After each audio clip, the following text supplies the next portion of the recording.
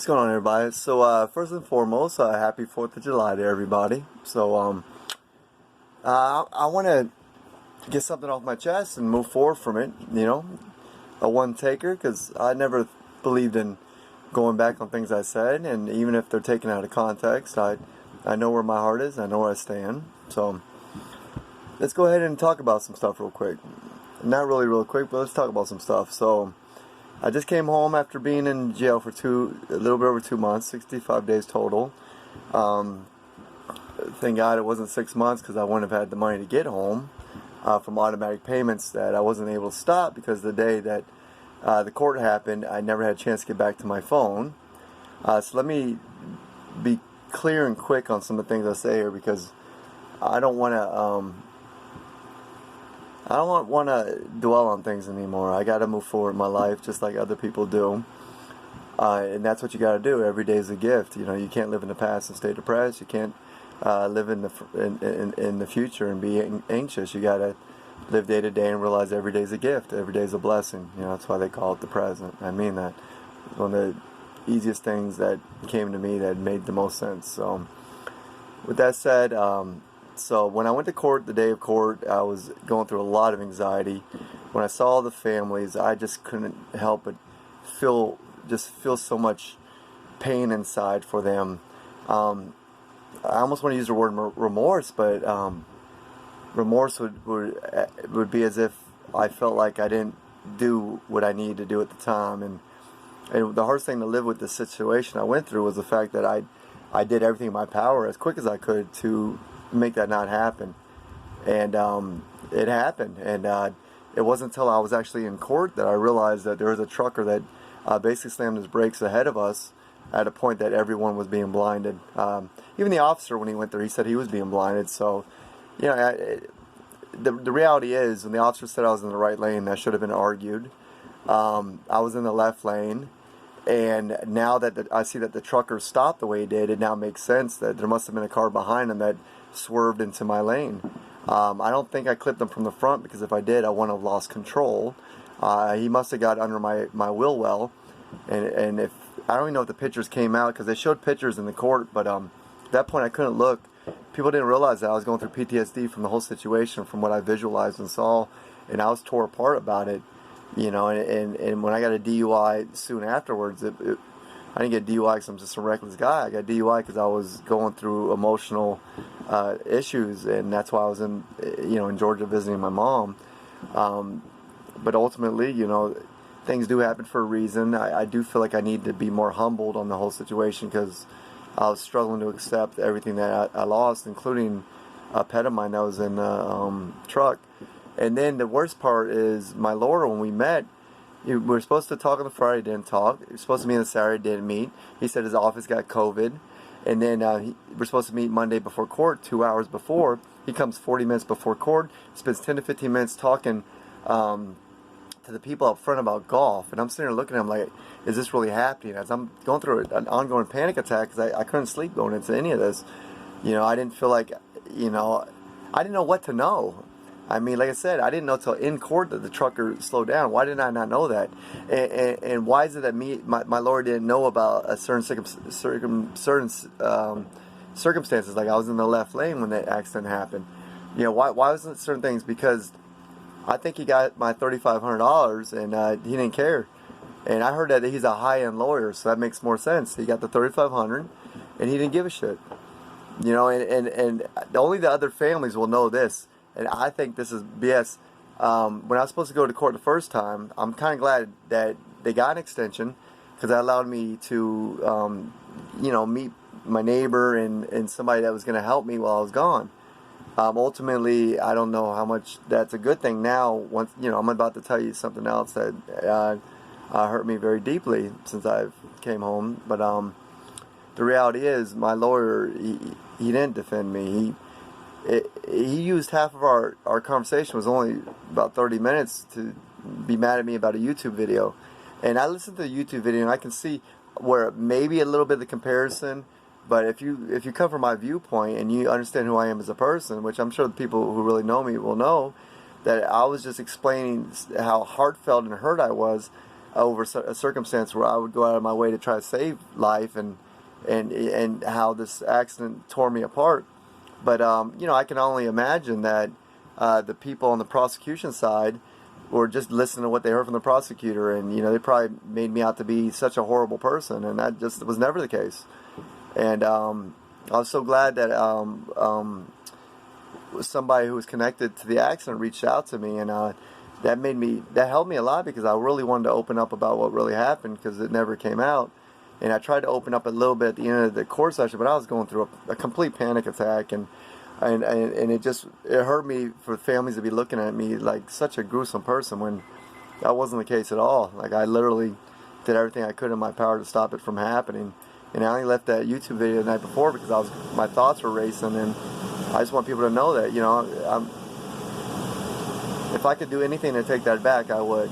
I would literally have never began that job. I would have continued going through the struggle I was already going through leading into it, which I was struggling. So, and the reality is, when I was out there, I was on a spiritual journey. I mean, like, you have no idea the spiritual journey. I ended up in the Casey Anthony case years earlier, and the way it came to me and how I ended up in it was crazy, because I was really soul searching. You know, I was looking for something to help me to see things differently, and it did. It completely changed my perspective. And by the way, I'm doing a one take on it, so I'm sorry about the AC being loud in the background. But yeah. So anyway, when I got locked up, I had the supervisor in my neighborhood said that he was going to watch my cat for me, and that, you had no idea how much that helped me sleep, because, you know, my cat, you know, I lost the one in the truck, and that's the one image I saw, is her face trying to get out, and on the bottom, and that tore me apart, because earlier that day I put a pillow underneath her, and I took a picture with her, and I was so happy because she had so many issues that I was able to finally fix her all of her issues. I was so excited to finally have her happy, and to lose her like that, it hurt a lot. And like I said, I didn't get charged for 7 months later, and I didn't think I was going to get charged. And I got the DUI a month and a half after in Georgia visiting my mom. And it was the last day I visited my mom, because normally I can't visit my mom long, because I grew up with a stepfather who always made me uncomfortable. You know, that's why I've been alone. I don't have family like that. And for those who do, you know, and to be a part of something like this that may have affected a family, yeah, I just want you to know I would do anything in my power to stop that from happening. And the moment, it was such a quick thing, and now that I saw that the trucker ahead basically hit the brakes, and within a few seconds, it makes all sense now. You know, 2-3 seconds more, everything could have changed. I could have been getting off the highway, and that's what I was going to do. And yeah, but the reality is, I was not in the right lane. I was in the left lane. And I'm thinking what happened is whoever was behind the trucker must have probably gotten over. And, you know, another truth that never came out was the guy in the middle that may have been the one that got over. You know, he's got some issues on him. I mean, if it was him a few years earlier, he was pulled over for being on his cell phone while trucking. So the reality is, there's no information that ever came out about them. It's as if they had to blame somebody. And even the judge in his final the final words he used was like an ongoing run-on sentence, and I almost felt like he was leaning towards my way, but he felt the need to do something because of the families. And I understand that, I do, and I think I felt the need to be in jail, just not all because of the accident, but because I needed to be more humble. I was struggling with all this deeply, and I still will. And I wish this upon nobody, and to the families who lost their loved ones. I mean, even if the guy had to react just like I had to react, I'm not putting blame on anyone. I'm saying it was an accident, and it was legitimate. And if you look up the area to happen in, you should see how many wrecks happen in that same area for similar stuff. First of all, it shouldn't be a 2-lane road; it should be a 3-lane road. There's a lot of reasons behind it, and I'm not trying to sit here and put blame on everything. I'm trying to say it happened, and I don't see how I could have reacted any quicker. All I can say is I regret ever being a truck driver if I knew it would have led to this. And you know, like I said, I've gone through hurt. My pets were my family. I don't have, like I said, I don't have much family. So when I lost Mercy like that, it really hurt me. And now I get out of jail, a month early because I was working as a trustee, and I was doing everything I can to get out earlier, not only to show appreciation to the people who were helping me, because I don't expect nothing out of nobody, but I want to get home to my buddy, my Willie Bobo, Casper. For those who know me, Casper meant the world to me. I mean, I saw him at death's door, and he helped me get through when I lost Shady, which I had almost 21 years, and when I lost Mercy, he was, once again, my buddy, man. He's right there with me. So I got out, and I was on a bus ride, 19-hour bus ride home, and I'm told that Casper was put down. So I came home to nothing. But I'm not gonna act like nothing, because I'm still here. I'm alive. I got a home, and I'm okay. I cry like this because I miss him. I wasn't ready to let him go. And I don't want to compare it to how people feel about their families, because once again, I don't want to get thrown in this whole comparison act, like to down anybody, but yeah, I love him. He's my buddy. And for those who don't understand how it is to be close to a cat, man, turn this off and just go away. Because the only thing that's been loyal to me over my life was a cat. And I felt like I let him down. And I beat myself over a lot, because if everything went as I wanted to in life, none of these issues would happen. But I also know there's a point where you can't keep beating yourself up and blaming yourself. There's a point where you got to know you're a good person, and I know I am. So I guess I'm declaring my independence on Independence Day, and I'm gonna move forward, and I'm gonna ask for forgiveness from anyone who really has issues with me. And I hope you understand that I got a huge heart, and I will live my life trying to help others, from humans to animals, you name it.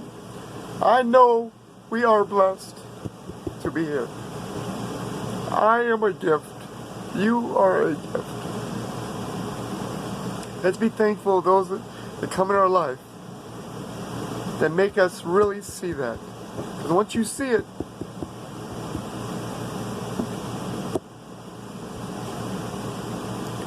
yeah. Well, all love.